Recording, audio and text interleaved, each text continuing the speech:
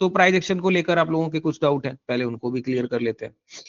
Price action में आप लोगों के क्या डाउट है कि डाउन ट्रेंड का बाजार है, अप ट्रेंड का बाजार है, और जब डाउन ट्रेंड का बाजार है और मैं आपको बोल रहा हूं कि मार्केट सेल ऑन राइज है, ठीक है, और वही अगर अप ट्रेंड का बाजार है, मैं आपको बोल रहा हूं बाई ऑन डिप है, तो यहाँ पे दो चीजें बड़ा दिक्कत कर रही हैं, यहाँ जो नए लोग हैं उनको बड़ा तकलीफ कर रही हैं।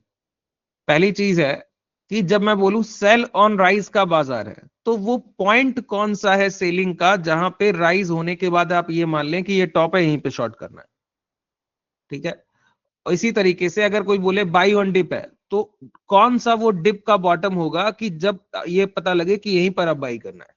जैसे अभी आपका बाजार, अभी जो आपको रिसेंट वीक में जिन लोगों को दिक्कत आया वो ये आया कि हम लोगों के पास तो रेंज की मार्किंग पहले से, ठीक है, जैसे निफ्टी के लिए मैंने आपकी रेंज मार्क कर दी थी कि जब तक इस रेंज के ऊपर परफेक्ट प्रॉपर क्लोजिंग नहीं, तब तक कोई लॉन्ग का पोजीशन ट्रेड नहीं। ये पूरा रेंज था आपका, ठीक है। इस रेंज के ऊपर जब तक परफेक्ट कोई क्लोजिंग नहीं, तब तक कोई लॉन्ग का ट्रेड एग्जीक्यूट नहीं। दूसरी रेंज मैंने मार्क की थी आपकी ये डाउन साइड, और बोला क्या था कि ये वही रेंज है कि जिस रेंज से प्राइस लगातार डिमांड उठाने की कोशिश कर रहा है। वीकली कैंडल का ये लो लगा हुआ था यहाँ पे, ठीक है, वीकली कैंडल का लोअर वीक का पार्ट था। बहुत अच्छे से ध्यान होगा, संडे का सेशन हम लोगों ने किया था, वीकली कैंडल का लो लगा हुआ था। तो मैंने आपको बताया कि इस रेंज पे जब भी प्राइस पहुंच रहा है, तो यहां पर ऐसा कभी मत करना कि प्राइस इस रेंज में पहुंचे और आप क्या करें कि ब्रेकडाउन मान लें, क्योंकि मैक्सिमम ट्रेडर क्या करता है ना, एक सिर्फ रेंज को, एक लाइन को सपोर्ट एरिया मान लेता है। जैसे यहां पर ये उठाया और आपने कहा कि प्राइस ये बॉटम लगा के गया पिछला, तो ये ब्रेक हुआ, यहां पर आप कहें कि ये तो ब्रेकडाउन हो गया, आप शॉर्ट करते हैं। तो जब आप एक सर्टेन प्राइस को सपोर्ट या रेजिस्टेंस मान लेते हैं, तो उसमें कई एक बार आपके ट्रेंड फेलियर में जाते हैं कि गलती होगी, आप वहां पे घाटा देंगे। मैंने क्या बताया, वीकली कैंडल का लोअर विक जो होता है वो एक प्रॉपर सपोर्ट एरिया है, और वीकली कैंडल का अपर विक जो है वो प्रॉपर रेजिस्टेंस एरिया है। जब प्रीवियस वीक यहां पर हमको क्लोजिंग मिलता है, ठीक है, जब प्रीवियस वीक यहां पर हमको क्लोजिंग मिलता है इस रेंज के पास, ये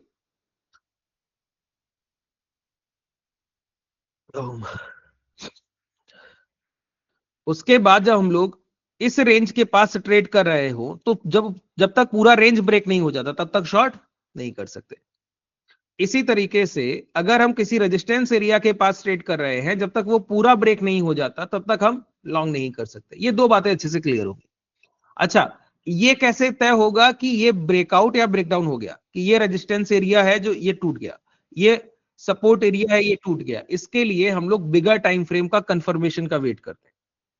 जैसे ये हमारे वीकली अपर और लोअर विक का रेंज है सर, वीकली एक हफ्ते का लोअर विक, तो हफ्ते के खरीदारों का ये सपोर्ट प्राइस है, हफ्ते के खरीदारों की खरीदारी का एरिया है ये, ठीक है। इसी तरीके से ये वीकली रेजिस्टेंस है, तो हफ्ते के सेलर्स का ये क्या है, सेलिंग एरिया है। तो ऐसे इतने बड़े जब वो वीकली बायर सेलर हैं, तो उनके ऊपर प्रॉपर जब तक हमको क्लोजिंग या नीचे क्लोजिंग नहीं मिलता, सिर्फ एक क्लोजिंग से काम नहीं चलेगा। अब वीकली बायर या सेलर को काटने के लिए लगातार कम से कम 2 दिन खरीदारी या बिकवाली दिखनी चाहिए, कम से कम 2 दिन। जब तक 2 दिन तक नहीं दिखती ना, तब तक हम उस पर भरोसा कर ही नहीं सकते। एक दिन तो आप उन सेलर्स को काटिए, रेजिस्टेंस को काटिए, या बायर को काटिए तो सपोर्ट को काटिए, और फिर उस काटे गए सपोर्ट या रेजिस्टेंस को वैलिडेट कीजिए। ये बात बहुत जरूरी है कि डेली टाइम फ्रेम का अगर ये वीकली के सेलर है और इस रेजिस्टेंस का आप ब्रेकआउट चाहते हैं, तो कंडीशन क्या होगा, इसके ऊपर प्रॉपर एक डेली कैंडल क्लोज करना चाहिए, और उस क्लोजिंग से भी हमारा मन नहीं भरता है। जो उस क्लोजिंग कैंडल का हाई लगा होगा, जब आवरली टाइम फ्रेम पर उसके अबव एक प्रॉपर क्लोजिंग मिल जाएगी, फिर 2 और 5 मिनट के टाइम फ्रेम पर जाकर जब तक लास्ट बिगर स्विंग लो ब्रेक नहीं होता, तब हम बाई ऑन डिप पे चले जाते हैं। बात क्लियर हुआ? पूरा एक कोटेशन की तरह इसको याद रखिएगा। इसी तरीके से डाउन साइड अगर ये सपोर्ट एरिया है, तो इसके नीचे प्रॉपर एक डेली कैंडल का क्लोज चाहिए, और क्लोजिंग के बाद एक आवरली कैंडल, इस कैंडल का जो लो लगा है डेली कैंडल का, उसका लो ब्रेक होकर एक आवरली कैंडल की क्लोजिंग, फिर 2 और 5 मिनट के टाइम फ्रेम पर हम लोग सेल ऑन राइस पे चले जाते हैं। ये होता है वीकली बायर या सेलर का सपोर्ट या रेजिस्टेंस लेवल को काटने का तरीका, बायर सेलर का। ठीक है, ये बिल्कुल ध्यान से सुन लीजिएगा, रिपीट कर दूंगा, दोहरा दूंगा किसी एक सेशन में, इस सेशन को भी दोबारा देख लीजिएगा, रिकॉर्डिंग में दे दूंगा। अब समझिए दूसरी बात। अब दिक्कत ये है जो आप लोगों ने फेस किया कि ये डाउन ट्रेंड का बाजार है सर। ठीक है, जैसे कि कल के सेशन में हम लोग कैलेंडर ट्रेड कर रहे थे, कैलेंडर एग्जिट हुआ, आज के सेशन में हम लोगों ने क्रेडिट स्प्रेड बनाया, हायर साइड से कॉल सेल किया। कल भी कई ट्रेडर कॉल सेल करने की कोशिश कर रहे थे और उन्होंने 10 15 20 पॉइंट के एसएल या कन्वर्जन के साथ उसको ट्रेड किया, लेकिन वो सक्सेस नहीं हो पाए। और प्राइस का ट्रेंड क्या है? डाउन साइड है। प्राइस का सिनेरियो क्या है? वीक ट्रेंड है।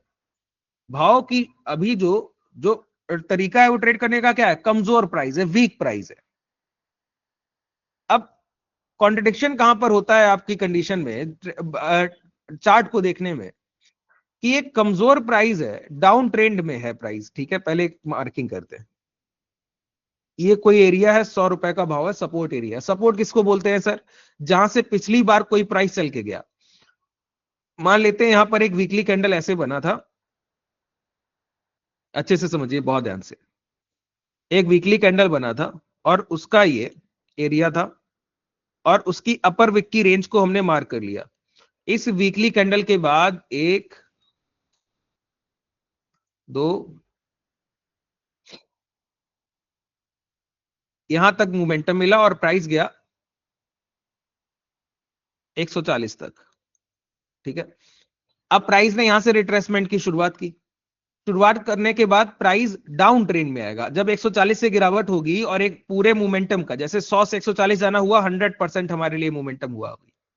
और इस पूरे मोमेंटम का जब 60% तक मार्केट काट देता है, कोई भी शेयर हो या प्राइस हो काट दे, तो समझिए जो प्रीवियस ट्रेंड चल रहा था लगभग लगभग उसका एक इंपैक्ट तो खत्म हो गया। अब ये तो तय है कि जो 100% बायर खरीद के गए थे उस रेंज को टच जरूर किया जाएगा। अगर वो खरीदार अच्छे हुए तो बचा ले जाएंगे भाव को, नहीं तो नहीं बचा पाएंगे। ठीक है, अब ध्यान से सुनिए।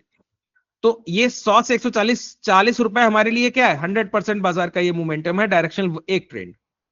और इसका 60% कटने का मतलब समझिए, 50% काटेंगे तो कितना हुआ सर? 20 रुपया। और 60% काटने का मतलब हुआ 24 रुपया। तो 140 में से जब आप 24 को कम करते हैं तो लगभग लगभग आपका 116 रुपए के आसपास आप पहुंचते। तो 116 की रेंज मान लीजिए कि ये 116 का प्राइस है। प्राइस गिरने की शुरुआत करता है, गिरते गिरते यहां से 116 को ब्रेक करता है। अब ये प्राइस आ गया वीक ट्रेंड में, इसको हम बोलते हैं डाउन ट्रेंड, कमजोर भाव हो गया अभी। जब 116 को ट्रेड करने लगे ना ब्रेक करके, ऐसा नहीं कि 116 को टच करे यहां पे इसको सपोर्ट एरिया माने, वो एक स्ट्रॉन्ग प्राइस होता है। मैक्सिमम रिवर्सल 0.618 लेवल से होता है, फिबोनाची से सबसे ज्यादा किसी प्राइजेशन में रिवर्सल होता है तो वो वीकली या मंथली टाइम फ्रेम पर 0.618 लेवल।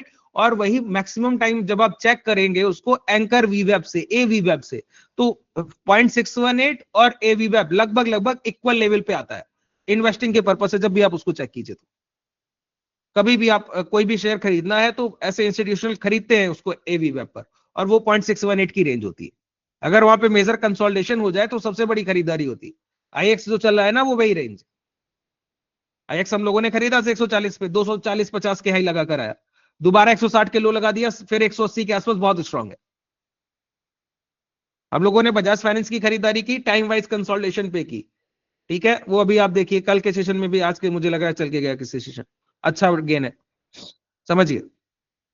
तो जब ये 116 का प्राइस कटा तो एक मोमेंटम का 60% काटने के बाद जो प्राइस का प्रीवियस बिहेवियर होता है वो चेंज हो जाता है।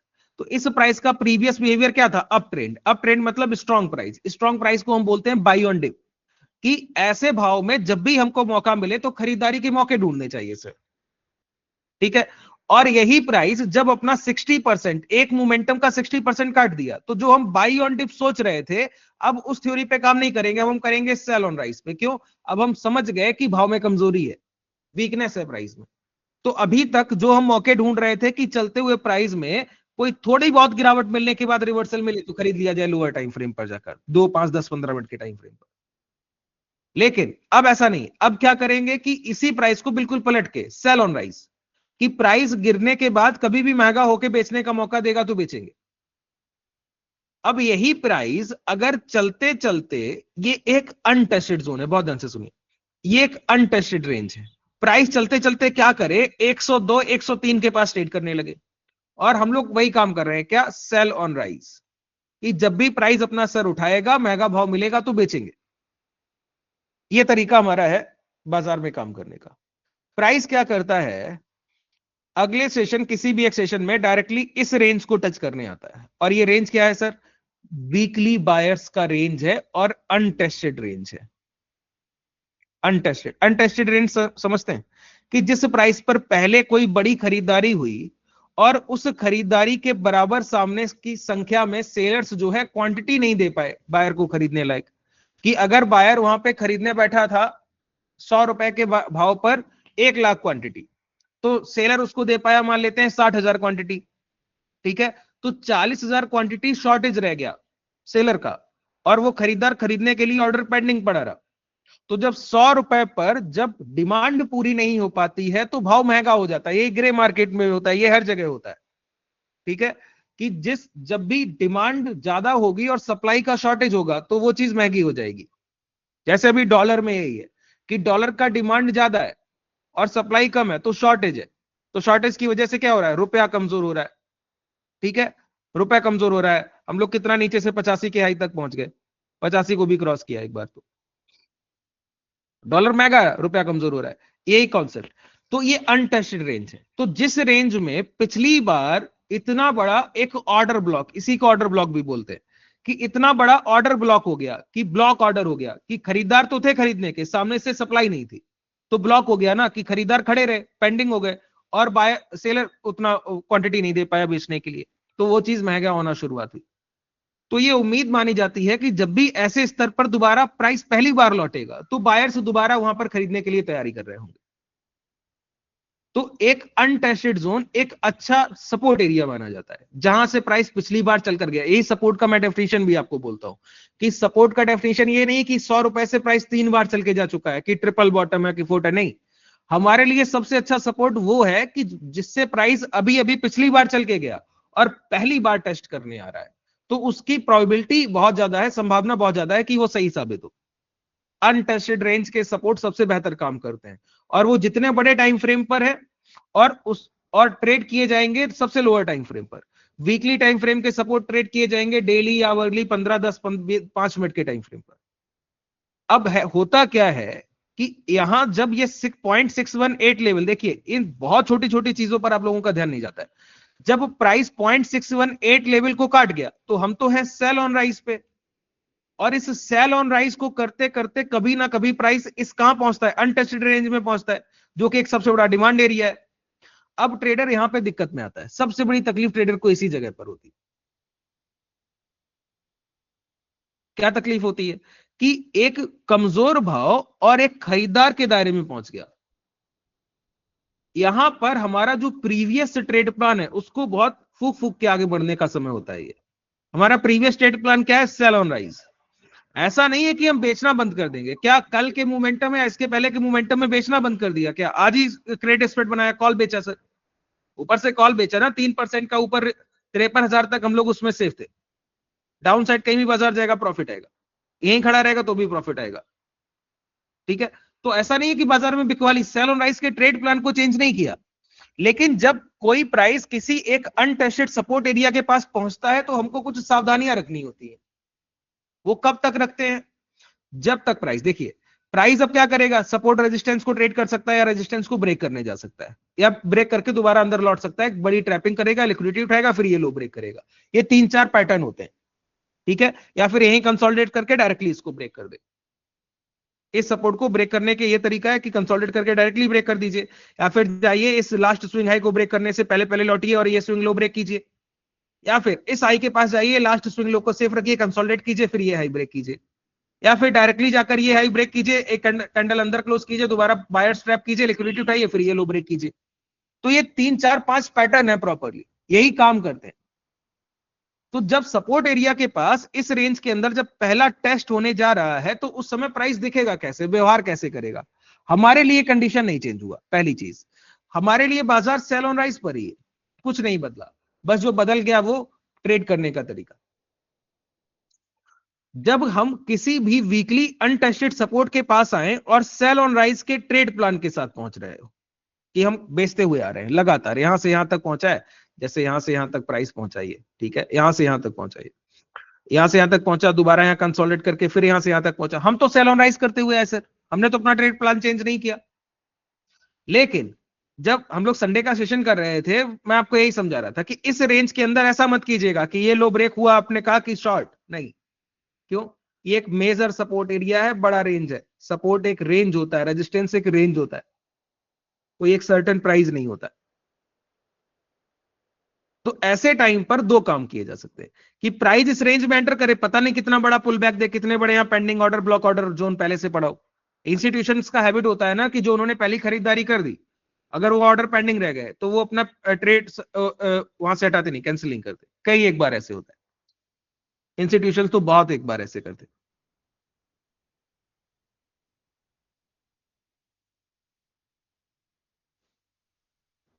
तो अब यहां पे कैसे अपनी ट्रेड को प्लान करेंगे? हमारा काम है सेल ऑन राइस पे टिके रहना, लेकिन अब सेल ऑन राइस करने का तरीका बदलेगा। क्या तरीका बदलेगा? जब आपको पता है, अब ये सारी चीजें हटा दे रहा हूं, ठीक है, बहुत ध्यान से सुनिए। जब आपको पता है कि प्राइस एक प्रीवियस सपोर्ट से चलकर एक कमजोर भाव करते हुए वीक प्राइस के साथ प्रीवियस सपोर्ट के पास ही पहुंच रहा है, पिछली बार जहां से चलकर गया वही पहुंच गया, तो पिछली बार कोई भाव 100 रुपए से जब 140 तक जा सकता है, तो ये कम से कम ये खरीदार एक पुल बैक 105 110 तक तो कर ही सकते हैं, कोई बड़ी बात तो है नहीं। जो खरीदार पिछली बार 40% तक प्राइस को मूव कर सकता है जिस रेंज से, नेक्स्ट टाइम वो अगर उसके ब्लॉक ऑर्डर ठीक ठाक है तो 3 4 5% मूव करना कौन सी बड़ी बात है सर। और हमारा trade plan sell on rise ही है, बस प्राइस को पकड़ने की देरी है सर। कैसे पकड़ेंगे? समझिए, जब भी प्राइस किसी अनटचड रेंज से डिमांड उठाएगा तो उसका पहला तरीका होगा वो अपने प्रीवियस स्विंग लो को सेव करते हुए आगे बढ़ेगा। क्या होगा? प्रीवियस स्विंग लो को सेव करते हुए आगे बढ़ेगा। कि हम बिकवाली कैसे करते हैं? हम बिकवाली करते हैं कि किसी राइस, सेल ऑन राइस का मतलब क्या हुआ? किसी महंगे स्तर के पास के प्राइस को बेचा जाए, कि अगर 100 रुपया भाव आ गया तो 102 103 104 जाने पे बेचेंगे, ये करेंगे। ये कैसे पता लगे कि 100 रुपए के प्राइस को 102 103 104 किस भाव पर बेचे? ये तभी पता लगेगा जब आप लास्ट स्विंग लो के टूटने का वेट कर रहे होंगे, ब्रेक होने का वेट कर रहे हो। जैसे ये डाउन ट्रेंड का प्राइस हुआ, ठीक है, ये बॉटम हुआ, ये आपने लास्ट स्विंग हाई मार्क किए सारे, जितने थे सारे मार्क कर लिए, ठीक है। प्राइस ने क्या किया? ये प्रीवियस सपोर्ट एरिया भी इसका रहा, यहीं से चल कर गया था। अब प्राइस क्या कर रहा है? अपने लास्ट सपोर्ट एरिया को टच करने आया, उसका लिक्विडिटी को ग्रैब किया और हाई ब्रेक कर दिया, दोबारा से अंदर आ गया। देखिए ऐसे पैटर्न में एक चीज और कॉमन होती है कि लास्ट जो लो है वो ब्रेक होगा और उसके बाद प्राइस अंदर अंदर लौटता है। इसको previous low day low break होने के बाद अंदर लौटने का पैटर्न भी जो हम लोग सीखते हैं वो ऐसे ही बनता है। लेकिन वो स्ट्रॉन्ग प्राइस में हम ट्रेड करें तो बहुत बेहतर काम करता है। ये हर बार यहाँ एक्यूरेट है ऐसा कोई जरूरी नहीं, क्योंकि हम लोग सेल ऑन राइस पे काम कर रहे हैं। अब अगर ये अच्छा भाव है तो या तो यहां से गिरना चाहिए, या यहां से, या यहां से, या यहां से, इन चार में से किसी भी एक रेजिस्टेंस एरिया के पास से गिरेगा। तो ये हमको पता करना जरूरी है ना कि 100 रुपए का भाव 102 पर महंगा हुआ है, या 104 पर, या 106 पर, या 110 पर। कैसा पता लगेगा सर? प्राइस जब अप ट्रेंड की तरफ बढ़ रहा होगा तो एक हाई लगाने के बाद जब गिरता है और जहां से लौट जाता है उसको हम बोलते हैं लास्ट स्विंग लो, ठीक है। अब प्राइस क्या करे? अपने last swing high resistance area के पास पहुंचा, पहुंचते हुए प्राइस ने अपना लास्ट स्विंग लो ये बनाया यहां पर, ठीक है, और यहां पहुंच गया। अब ये है इसका लास्ट स्विंग लो। अगर प्राइस यहीं पर कंसोलिडेट कर रहा है और अपने लास्ट स्विंग लो को सेव कर रहा है लगातार, तो हम वेट करते हैं किस बात के लिए? क्या बायर इस सेलर एरिया से संतुष्ट नहीं है, इस सेलर एरिया के पास पहुंचना चाहते हैं क्या? ठीक है। तो ऐसे टाइम पर हम क्या करते हैं? वेट करते हैं किस बात का? कि प्राइस अगर ये हाई ब्रेक कर दे तो यहां तक भी पहुंच सकता है। ऐसा क्यों हो रहा है सर? क्योंकि हम वीकली बायर के सपोर्ट एरिया से डिमांड उठाकर लाए हैं, और लेकिन हमारा प्राइस सेल ऑन राइज ही है, भाव कमजोर है, लेकिन कमजोर भाव में इंपैक्ट ऑफ डिमांड कितना बड़ा है ये नहीं पता है, वो पहचानना चाह रहे हैं। कि खरीदारों की खरीदारी कितनी बड़ी है तो नहीं पता है, क्योंकि वीकली खरीदार है और हम छोटे छोटे स्तर पे बेचते हुए आगे बढ़ के आए, इस वजह से ऐसा करना पड़ रहा है। यही भाव अगर यहां ट्रेड कर रहा होता तो ये तकलीफ नहीं थी, यहां हाई के पास पहुंचता, डबल कंफर्मेशन मिलता है, ईएमआई पर शॉर्ट करते डायरेक्ट। ये तकलीफ कब है? जब हम वीकली रेंज को टेस्ट करके उसका लिक्विडिटी ग्रैब करके आगे बढ़ रहे हैं। ठीक है, अब प्राइस अगर ये हाई भी ब्रेक कर गया तो यहां तक पहुंचेगा, बिल्कुल क्लियर है। यहां पहुंचा, अब इसका लास्ट स्विंग लो क्या है ये? अगर ये ब्रेक करने से पहले पहले प्राइस यहां कंसोलिडेट करता रहा, शॉर्ट नहीं करेंगे। अगर ये हाई भी ब्रेक करके यहां तक पहुंचा, ठीक है, तो जो भी लास्ट स्विंग लो है उसकी सेफ्टी के साथ हम शॉर्ट करते हुए आगे बढ़ते हैं। जब तक लास्ट स्विंग लो ब्रेक नहीं हुआ, यहां भी शॉर्ट करने का मौका नहीं, यहां नहीं हुआ, यहां भी शॉर्ट करने का मौका नहीं। जहां जहां यहां नहीं हुआ, यहां नहीं हुआ, जहां भी नहीं होगा, यहां भी नहीं हुआ, तो हर जगह हमारे पास शॉर्ट करने का कोई मौका नहीं। अब प्राइस पहुंचता है इस रेंज पे, इस रेंज पे पहुंचने के बाद फिर ये लास्ट स्विंग लो अपना ब्रेक कर दे, मान लेते हैं, तो अब यहीं पे प्राइस को पकड़ेंगे, डबल कंफर्मेशन पे जैसे ये एम में बदलेगा, शॉर्ट कीजिए। अब प्राइस बहुत तेजी से एग्रेसिव डाउनफॉल करेगा। बात क्लियर हुआ? ये होता है। अच्छा, ये कब करना पड़ रहा है? पहले पूरी कॉन्सेप्ट को समझ लीजिएगा, नहीं तो फिर गलती करेंगे। जब हम एक सपोर्ट एरिया से पहुंचे, एक हाई लगाया, हाई लगाने के बाद जब लौटे तो उसका 0.618 लेवल ब्रेक कर दिया। 0.618 लेवल ब्रेक होने के बाद हम लोग हर बार एटीएम हाई के डबल कंफर्मेशन या लास्ट स्विंग हाई के पास से शॉर्ट करने में कोई तकलीफ नहीं। ये तब कर रहे हैं जब हम वीकली के ब्लॉक ऑर्डर रेंज के पास पहुंच रहे हैं, तब, जो कि लोअर विक का पार्ट है, जो कि बड़े खरीदारों की रेंज है। अगर यही बीच में बॉडी पार्ट होता तो हम बहुत आसानी से शॉर्ट करते हुए आगे बढ़ रहे होते, कोई तकलीफ नहीं होती हमको। और वही जब इस रेंज के पास पहुंच रहा है तो यहां पे हम वेट कर रहे हैं कि लास्ट स्विंग लो निकले। इसका मतलब क्या है सर? इन खरीदारों का जो इंपैक्ट ऑफ डिमांड पिछली बार था, अगर वही खरीदारी के कुछ ऑर्डर ब्लॉक के ऑर्डर एग्जीक्यूट हुए तो वो एग्जीक्यूशन कैसे दिखेगा? उनकी आखिरी खरीदारी बस कट जाए तो पिछले बायर जो पहले से ट्रेंड में थे वो फिर से बायर्स पे हावी हो जाएंगे। तो अगर उनका आखिरी खरीदारी का भाव भी नहीं बायर काट पा रहा है तो ये बायर्स जो सेल ऑन राइज कर रहे हैं ये कैसे स्ट्रॉन्ग सेलर हुए? वही नहीं। तो हम वेट करते हैं एक अच्छे भाव का।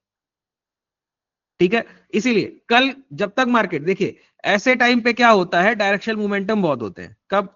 दो कंडीशन समझिए। जब मंथली एक्सपायरी आपकी वाइडर हो गई है और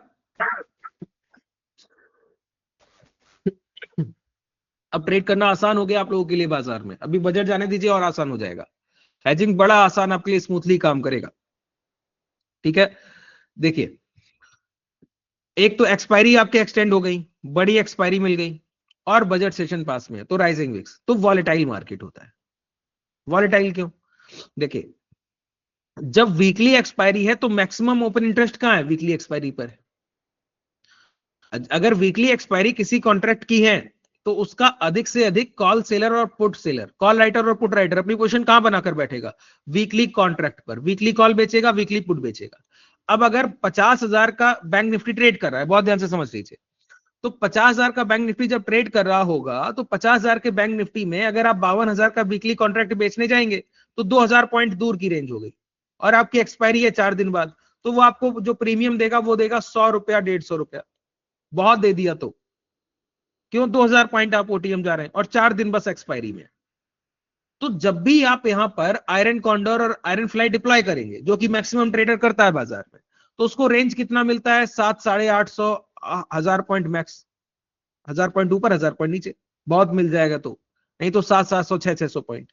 तो जब सेलर कॉल और पुट राइटर का प्रॉफिटेबल ब्रेक इवन का रेंज छोटा है वीकली, तो वीकली बाजार को ट्रेड करने के मौके बहुत कम मिल पाते हैं, तो प्राइस की इंट्राडे एवरेज रेंज श्रिंक कर जाती है, वो बहुत छोटी हो जाएगी, नैरो हो जाएगी।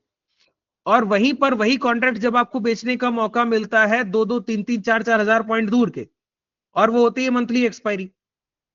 जब वीकली एक्सपायरी रही नहीं गई तो सबसे ज्यादा प्रीमियम कहां पर है? ओपन इंटरेस्ट कहां है? मंथली एक्सपायरी में।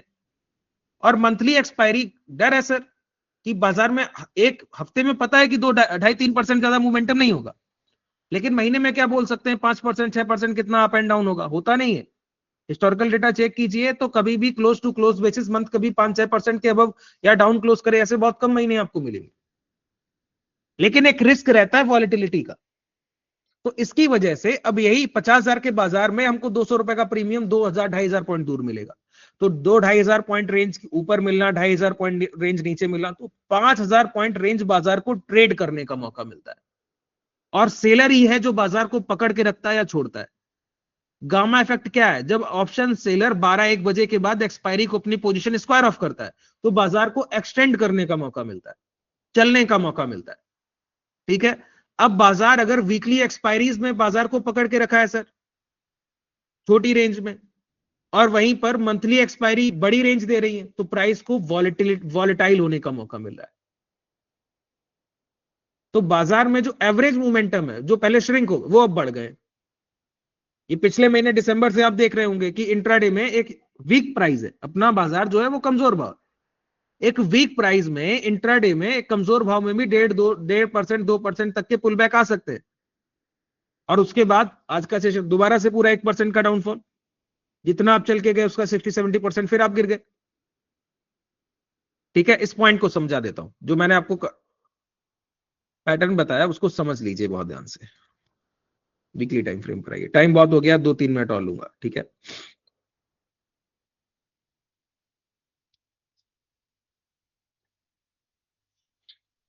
ये हम लोग गिर के आए थे, इस रेंज को ट्रेड किया था, ये वीकली जो लोअर विक का रेंज था इसको हम लोगों ने मार्क कर लिया था, ये मार्किंग कर ली थी। इस मार्किंग के बाद प्राइस यहां पे ट्रेड कर रहा था और ट्रेड करते हुए प्राइस में डेली टाइम फ्रेम पर गए थे और इस रेंज का ये अपर विक तक का रेंज मार्क कर लिया था, पूरा सेलर एरिया है मेरे लिए। ठीक है, अब प्राइस क्या किया, 5 या 10 कोई भी टाइम फ्रेम लीजिए,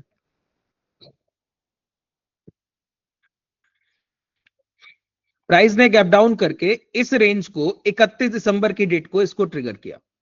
ट्रिगर करने के बाद प्रीवियस डे लो के अंदर लौटते हैं, लौटने के बाद प्राइस कितना महंगा होता है बताइए, यहां से लेकर यहां तक, ये क्या है? वीकली बायर रेंज है, वीकली बायर रेंज है। वीकली बायर रेंज में हमको शॉर्ट कहां कहां करने का मौका मिल सकता है? इस हाई के पास मिल सकता है, इस हाई के पास मिल सकता है, इस हाई के पास मिल सकता है, ये 3 सप्लाई जोन है। प्राइस में कैसे पता लगे कौन सा भाव महंगा हो गया?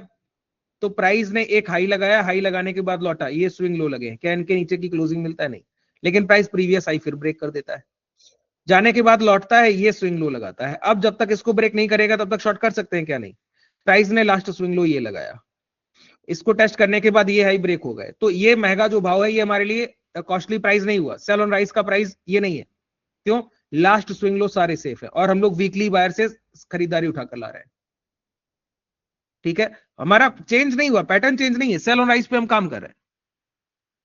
अब प्राइस क्या करता है, जाते हुए यहां पर ये स्विंग लो लगाता है, फिर यहां पर 3 कैंडल बनाने के बाद ये डोजी इन्वर्टेड हैमर कैंडल, फिर ये स्विंग लो लगाता है, ये हाई लग गए सर। तो यहां से यहां तक के मोमेंटम में अगर आप देखें तो कोई भी लास्ट खरीदारी का भाव ब्रेक ही नहीं किया गया। तो ऐसे मोमेंटम में आप सेल ऑन राइज कहां करेंगे? बिल्कुल टॉप पॉइंट पर, यहां पर शॉर्ट करने का मौका मिलता है। तो आज जब मार्केट की ओपनिंग हुई और पहली कैंडल प्रीवियस डे की क्लोजिंग को ब्रेक करते हुए ट्रेड करता है, तो हम पहला काम क्या करते हैं?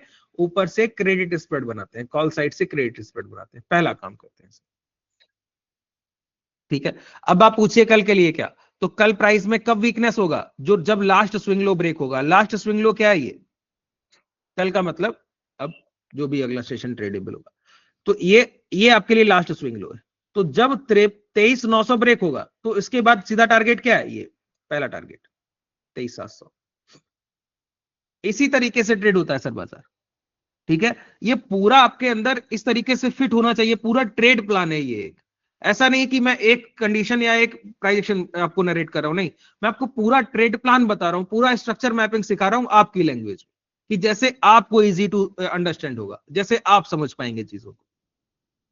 ऐसे ही बाजार ट्रेड करना है सर, और कोई तरीका नहीं। और हैज के साथ कीजिए, देखिए कि कितना आसान होता है ये चीजें आपके लिए। ठीक है, उम्मीद है बेहतर तरीके से समझ गए होंगे, समय काफी ले लिया है सर, आज के लिए पर्याप्त है। शुभ रात्रि, धन्यवाद।